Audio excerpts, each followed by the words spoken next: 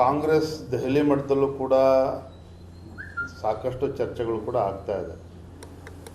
ಇಲ್ಲ ಅಂತ ಹೇಳಿದ್ರೆ ನೆನ್ನೆ ದಿನ ಮುಖ್ಯಮಂತ್ರಿಗಳು ಶಾಸಕಾಂಗ ಪಕ್ಷದ ಸಭೆಯನ್ನು ಕರೆದು ಶಾಸಕರುಗಳನ್ನು, ಕಾಂಗ್ರೆಸ್ ಪಕ್ಷದ ಶಾಸಕರುಗಳನ್ನು ವಿಶ್ವಾಸ ತೆಗೆದುಕೊಳ್ತಕ್ಕಂಥ ಪ್ರಯತ್ನ ಮಾಡಿದ್ದಾರೆ. That itself indicates Congress ಹೈಕಮಾಂಡಲ್ಲೂ ಸಹ ಇವತ್ತು ಮುಖ್ಯಮಂತ್ರಿ ಬದಲಾವಣೆ ಮಾಡಬೇಕು ಅಂತಕ್ಕಂಥ ಚರ್ಚೆಗಳು ನಡೀತಾ ಇದೆ ಅಂತೇಳಿ ಕೆಲವು ಏನು ಮಾಹಿತಿಗಳು ಬರ್ತಾಯಿತ್ತು. ಎಲ್ಲವೂ ಕೂಡ ಸತ್ಯ ಅಂತಕ್ಕಂಥದ್ದು ಗೊತ್ತಾಗ್ತದೆ. ಮತ್ತೊಂದು ಕಡೆ ಮಾನ್ಯ ಉಪಮುಖ್ಯಮಂತ್ರಿಗಳು ಡಿ ಕೆ ಶಿವಕುಮಾರ್ ಅವರು ಪದೇ ಪದೇ ಸಿದ್ದರಾಮಯ್ಯ ಅವ್ರ ಜೊತೆ ನಾನು ಬಂಡೆಗಲ್ಲಿನ ಜೊತೆ ಥರ ಇದ್ದೇನೆ, ನಾನು ಮುಂದಿನ 10 ವರ್ಷಗಳ ಕಾಲ ಸಿದ್ದರಾಮಯ್ಯನವರೇ ಮುಖ್ಯಮಂತ್ರಿಗಳಾಗಿರ್ತಾರೆ ಅನ್ನುವ ಡಿ ಕೆ ಶಿವಕುಮಾರ್ ಅವರ ಮಾತು ಕೂಡ ಸಾಕಷ್ಟು ಅನುಮಾನಗಳು ಇವತ್ತು ಹುಟ್ಟು ಹಾಕಿರ್ತಕ್ಕಂಥದ್ದು. ನಮಗಂತೂ ಸ್ಪಷ್ಟ ಇದೆ, ಮೂಢ ಹಗರಣ ಮುಖ್ಯಮಂತ್ರಿಗಳ ಧರ್ಮಪತ್ನಿಗೆ ಕೊಟ್ಟಿರ್ತಕ್ಕಂಥ 14 ನಿವೇಶನಗಳು, ಮತ್ತೊಂದು ಕಡೆ ಸಿದ್ದರಾಮಯ್ಯನವರು ಮುಖ್ಯಮಂತ್ರಿಗಳಾದ ನಂತರದಲ್ಲಿ ಕಳೆದ 15 ತಿಂಗಳಲ್ಲಿ ನಡೆದಿರ್ತಕ್ಕಂಥ ಅವ್ಯವಹಾರ ಮೂಡಾದಲ್ಲಿ ನಾವೇನು ಅವತ್ತಿಂದಲೂ ಕೂಡ ಕಳೆದ 2-3 ತಿಂಗಳಿಂದ ಹೇಳ್ಕೊಂಡು ಬಂದಿದ್ದೇವೆ. ಸುಮಾರು 5,000 ಕೋಟಿ ಹಗರಣ ಅಂತೇಳಿ. ಇದರ ಪರಿಣಾಮ ಮಾನ್ಯ ಮುಖ್ಯಮಂತ್ರಿಗಳು ಸಿದ್ದರಾಮಯ್ಯನವರು ತಮ್ಮ ಸ್ಥಾನಕ್ಕೆ ರಾಜೀನಾಮೆ ಕೊಡಲೇಬೇಕಾಗ್ತದೆ. ಆ ಕಾಲ ಸನ್ನಿಹಿತ ಆಗಿದೆ.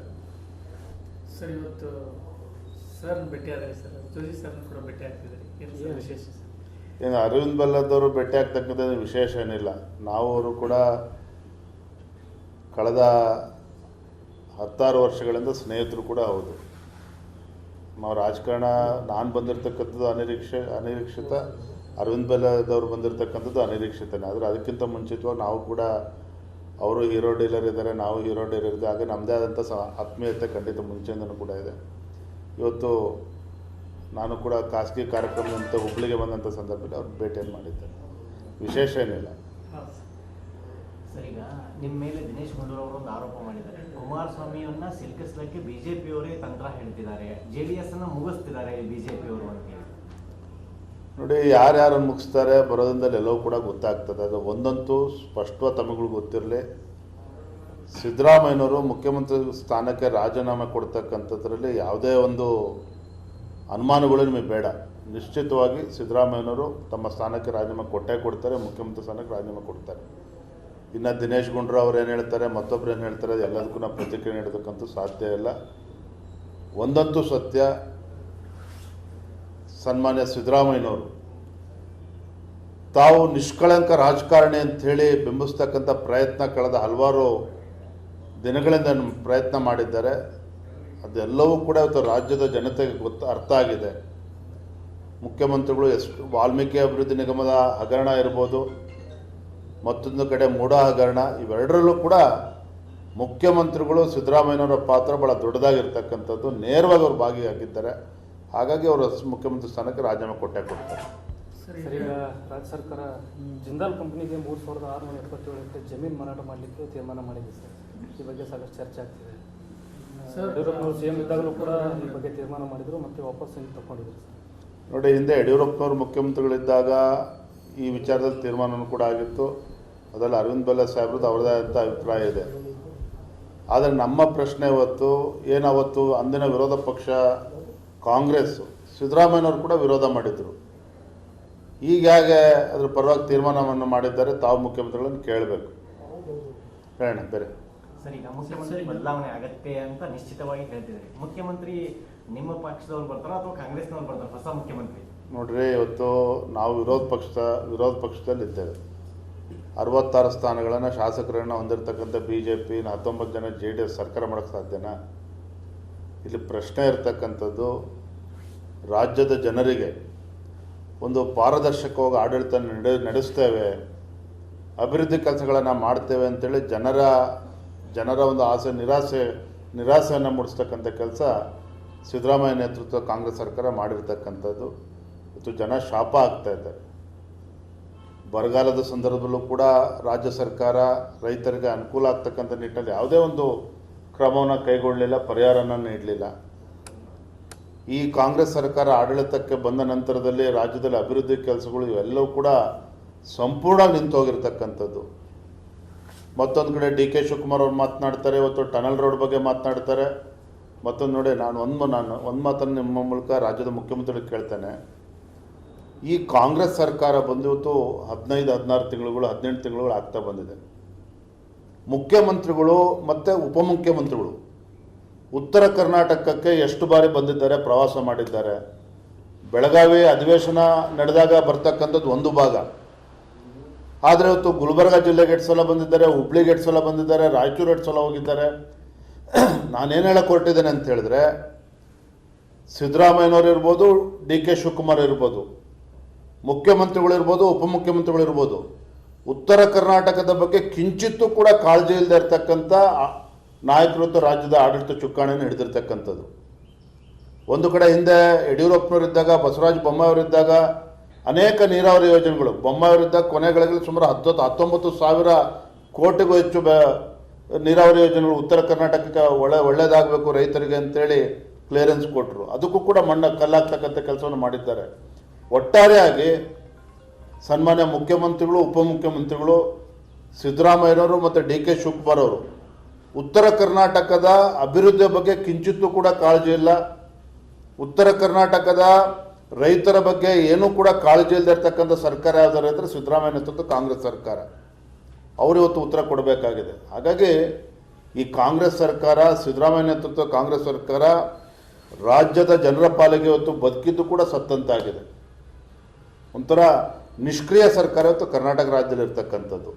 ಬಹುಶಃ ಅಧಿಕಾರಕ್ಕೆ ಬಂದು ಇಷ್ಟು ಕಡಿಮೆ ಅವಧಿಯಲ್ಲಿ ಜನಪ್ರಿಯತೆಯನ್ನು ಕಳೆದುಕೊಂಡಿರ್ತಕ್ಕಂಥ ಸರ್ಕಾರ ಇಡೀ ದೇಶದಲ್ಲಿ ಯಾವುದಾದ್ರು ಇದ್ದರೆ ಅದು ರಾಜ್ಯದಲ್ಲಿ ಕಾಂಗ್ರೆಸ್ ಸರ್ಕಾರ. ಕಾಂಗ್ರೆಸ್ ದೆಹಲಿ ಮಟ್ಟದಲ್ಲೂ ಕೂಡ ಸಾಕಷ್ಟು ಚರ್ಚೆಗಳು ಕೂಡ ಆಗ್ತಾ ಇದೆ. ಇಲ್ಲ ಅಂತ ಹೇಳಿದ್ರೆ ನೆನ್ನೆ ದಿನ ಮುಖ್ಯಮಂತ್ರಿಗಳು ಶಾಸಕಾಂಗ ಪಕ್ಷದ ಸಭೆಯನ್ನು ಕರೆದು ಶಾಸಕರುಗಳನ್ನು, ಕಾಂಗ್ರೆಸ್ ಪಕ್ಷದ ಶಾಸಕರುಗಳನ್ನು ವಿಶ್ವಾಸ ತೆಗೆದುಕೊಳ್ತಕ್ಕಂಥ ಪ್ರಯತ್ನ ಏನು ಮಾಡಿದ್ದಾರೆ. That itself indicates Congress ಹೈಕಮಾಂಡಲ್ಲೂ ಸಹ ಇವತ್ತು ಮುಖ್ಯಮಂತ್ರಿ ಬದಲಾವಣೆ ಮಾಡಬೇಕು ಅಂತಕ್ಕಂಥ ಚರ್ಚೆಗಳು ನಡೀತಾ ಇದೆ ಅಂತೇಳಿ ಕೆಲವು ಏನು ಮಾಹಿತಿಗಳು ಬರ್ತಾಯಿತ್ತು. ಎಲ್ಲವೂ ಕೂಡ ಸತ್ಯ ಅಂತಕ್ಕಂಥದ್ದು ಗೊತ್ತಾಗ್ತದೆ.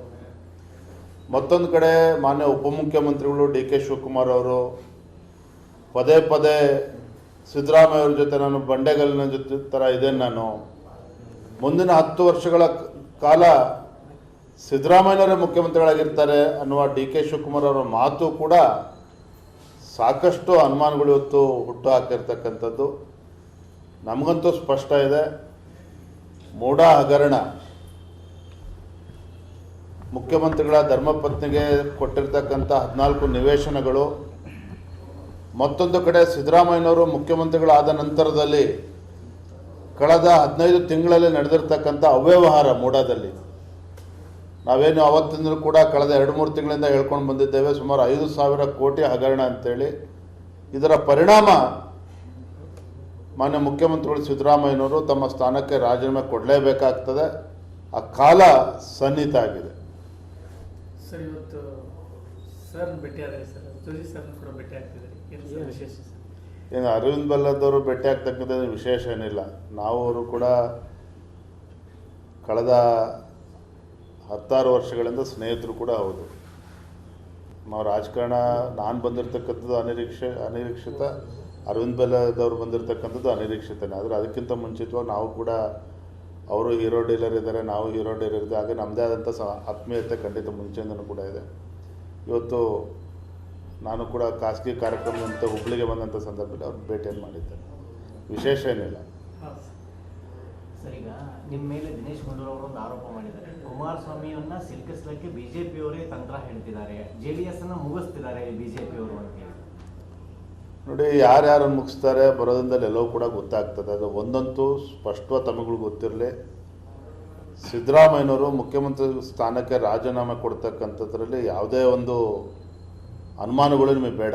ನಿಶ್ಚಿತವಾಗಿ ಸಿದ್ದರಾಮಯ್ಯನವರು ತಮ್ಮ ಸ್ಥಾನಕ್ಕೆ ರಾಜೀನಾಮೆ ಕೊಟ್ಟೇ ಕೊಡ್ತಾರೆ, ಮುಖ್ಯಮಂತ್ರಿ ಸ್ಥಾನಕ್ಕೆ ರಾಜೀನಾಮೆ ಕೊಡ್ತಾರೆ. ಇನ್ನು ದಿನೇಶ್ ಗುಂಡೂರಾವ್ ಅವ್ರು ಏನು ಹೇಳ್ತಾರೆ, ಮತ್ತೊಬ್ರು ಏನು ಹೇಳ್ತಾರೆ, ಎಲ್ಲದಕ್ಕೂ ನಾವು ಪ್ರತಿಕ್ರಿಯೆ ನೀಡೋದಕ್ಕಂತೂ ಸಾಧ್ಯ ಇಲ್ಲ. ಒಂದಂತೂ ಸತ್ಯ, ಸನ್ಮಾನ್ಯ ಸಿದ್ದರಾಮಯ್ಯನವರು ತಾವು ನಿಷ್ಕಳಂಕ ರಾಜಕಾರಣಿ ಅಂಥೇಳಿ ಬಿಂಬಿಸ್ತಕ್ಕಂಥ ಪ್ರಯತ್ನ ಕಳೆದ ಹಲವಾರು ದಿನಗಳಿಂದ ಪ್ರಯತ್ನ ಮಾಡಿದ್ದಾರೆ. ಅದೆಲ್ಲವೂ ಕೂಡ ಇವತ್ತು ರಾಜ್ಯದ ಜನತೆಗೆ ಅರ್ಥ ಆಗಿದೆ. ಮುಖ್ಯಮಂತ್ರಿಗಳು ಎಷ್ಟು ವಾಲ್ಮೀಕಿ ಅಭಿವೃದ್ಧಿ ನಿಗಮದ ಹಗರಣ ಇರ್ಬೋದು, ಮತ್ತೊಂದು ಕಡೆ ಮೂಡಾ ಹಗರಣ, ಇವೆರಡರಲ್ಲೂ ಕೂಡ ಮುಖ್ಯಮಂತ್ರಿಗಳು ಸಿದ್ದರಾಮಯ್ಯನವರ ಪಾತ್ರ ಭಾಳ ದೊಡ್ಡದಾಗಿರ್ತಕ್ಕಂಥದ್ದು. ನೇರವಾಗಿ ಅವರು ಭಾಗಿಯಾಗಿದ್ದಾರೆ. ಹಾಗಾಗಿ ಅವರು ಮುಖ್ಯಮಂತ್ರಿ ಸ್ಥಾನಕ್ಕೆ ರಾಜೀನಾಮೆ ಕೊಡ್ತಾರೆ. ಸರ್, ಈಗ ರಾಜ್ಯ ಸರ್ಕಾರ ಜಿಂದಾಲ್ ಕಂಪನಿಗೆ 3677 ಎಕರೆ ಜಮೀನು ಮಾರಾಟ ಮಾಡಲಿಕ್ಕೆ ತೀರ್ಮಾನ ಮಾಡಿದೆ ಸರ್. ಈ ಬಗ್ಗೆ ಸಾಕಷ್ಟು ಚರ್ಚೆ ಆಗ್ತಿದೆ. ಯಡಿಯೂರಪ್ಪನವರು CM ಇದ್ದಾಗಲೂ ಕೂಡ ಈ ಬಗ್ಗೆ ತೀರ್ಮಾನ ಮಾಡಿದರು ಮತ್ತು ವಾಪಸ್ ಹಿಂಗೆ ತಗೊಂಡಿದ್ರು ಸರ್. ನೋಡಿ, ಹಿಂದೆ ಯಡಿಯೂರಪ್ಪನವರು ಮುಖ್ಯಮಂತ್ರಿಗಳಿದ್ದಾಗ ಈ ವಿಚಾರದಲ್ಲಿ ತೀರ್ಮಾನವೂ ಕೂಡ ಆಗಿತ್ತು. ಅದರಲ್ಲಿ ಅರವಿಂದ್ ಬೆಲ್ಲ ಸಾಹೇಬ್ರದ್ದು ಅವರದೇ ಆದಂಥ ಅಭಿಪ್ರಾಯ ಇದೆ. ಆದರೆ ನಮ್ಮ ಪ್ರಶ್ನೆ ಏನಾವತ್ತು ಅಂದಿನ ವಿರೋಧ ಪಕ್ಷ ಕಾಂಗ್ರೆಸ್, ಸಿದ್ದರಾಮಯ್ಯನವರು ಕೂಡ ವಿರೋಧ ಮಾಡಿದರು. ಈಗ ಹೇಗೆ ಅದ್ರ ಪರವಾಗಿ ತೀರ್ಮಾನವನ್ನು ಮಾಡಿದ್ದಾರೆ, ತಾವು ಮುಖ್ಯಮಂತ್ರಿಗಳನ್ನು ಕೇಳಬೇಕು. ಹೇಳೋಣ ಬೇರೆ. ಸರ್, ಈಗ ಮುಖ್ಯಮಂತ್ರಿ ಬದಲಾವಣೆ ಆಗತ್ತೆ ಅಂತ ನಿಶ್ಚಿತವಾಗಿ ಹೇಳ್ತಿದ್ದಾರೆ. ಮುಖ್ಯಮಂತ್ರಿ ನಿಮ್ಮ ಪಕ್ಷದವ್ರು ಬರ್ತಾರೋ ಅಥವಾ ಕಾಂಗ್ರೆಸ್ನವ್ರು ಬರ್ತಾರೋ ಹೊಸ ಮುಖ್ಯಮಂತ್ರಿ? ನೋಡ್ರಿ, ಇವತ್ತು ನಾವು ವಿರೋಧ ಪಕ್ಷದಲ್ಲಿದ್ದೇವೆ.